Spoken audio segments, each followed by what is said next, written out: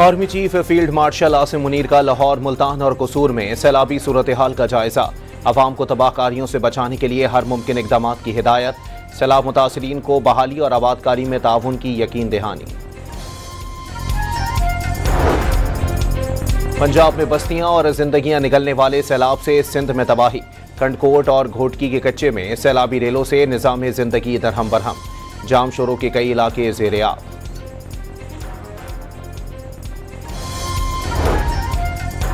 सिंध में गुड्डू बैराज के मकाम पर पानी की सतह में मुसलसल इजाफा।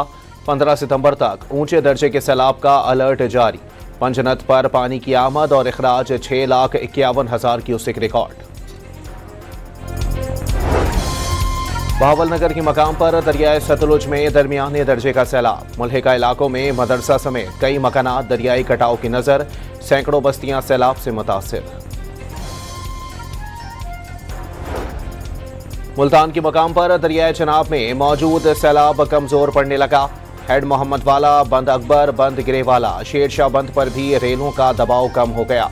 इमदादी सरगर्मियां जारी। सीनियर वजीर मरियम औरंगजेब का अलीपुर का दौरा।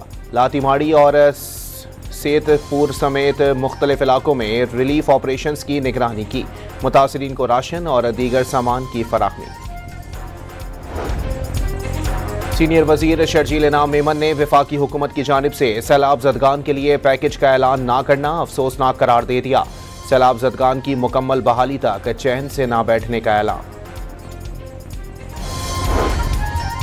पंजाब में सैलाब के बाइस खैबर पख्तूनख्वा में चावल और चीनी समेत अशिया ज़रूरिया की कीमतों में इजाफा। शहरियों ने हुकाम से फौरी नोटिस लेने का मुतालबा कर दिया। फेडरल कांस्टेबलरी का हेडक्वार्टर पेशावर से इस्लामाबाद मुंतकिल करने का उसूली फैसला। इराजी की निशानदही, मास्टर प्लान पर गौर।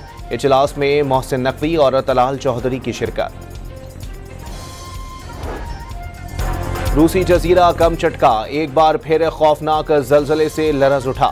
शिद्दत 7.4 जबकि गहराई 39.5 किलोमीटर रिकॉर्ड। सुनामी की वार्निंग जारी कर दी गई।